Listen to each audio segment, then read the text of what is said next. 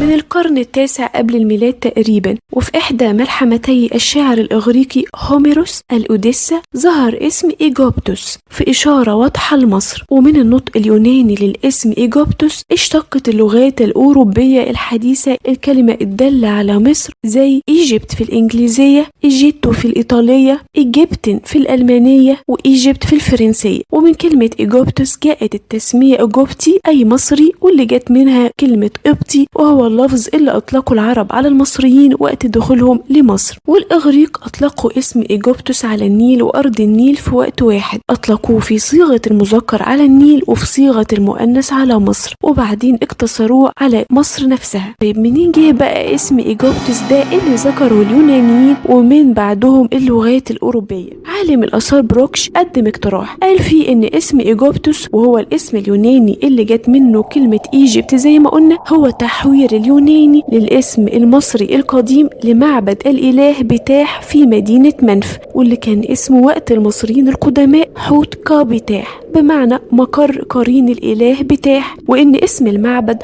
طغى على اسم مدينته فعرفت به. ولما لاحظ الإغريق أهمية المدينة اللي هي منف وشهرتها، أطلقوا اسمها على مصر كلها، فمن حوت كابتاح لإيجوبتوس. وأيدوا بعض الأثريين في المقترح ده وقالوا إن ده عادي ومعروف فكرة إطلاق الجزء على الكل. فإحنا عندنا مدينة منف نفسها واللي هي 100 رهينة مركز البدرشين في محافظة الجيزة دلوقتي، كان اسمها المصري القديم من نفر، مشتق في الأصل من اسم هرم الملك بيبي الأول اللي كان اسمه من نفر بيبي، وبعدين اتاخد الاسم وبقى بيطلق على المدينة كلها اللي اتواجد فيها، فبقت بتعرف بمن نفر اللي هي منف بمعنى الثابت الجميل. وواضح كمان ان اليونانيين لقوا صعوبة في نطق حرف الحاء في اول كلمات حوت كابتاح واخرها، وكمان استبدلوا حرف الكاف في الكلمة بحرف الجيم فنطقوها إيجوبتوس. وما ننساش ان الملك خوفو اليونانيين برضو نطقوا اسمه باسم كيوبس، ونطقوا اسم الملك سنوسرت سيزوستريس، واسم أمنحتب نطقوه أمينوفيس. فالتحوير في النطق ده معروف عندهم بما يتوافق مع لغتهم ونطقهم وفهمهم للكلمة.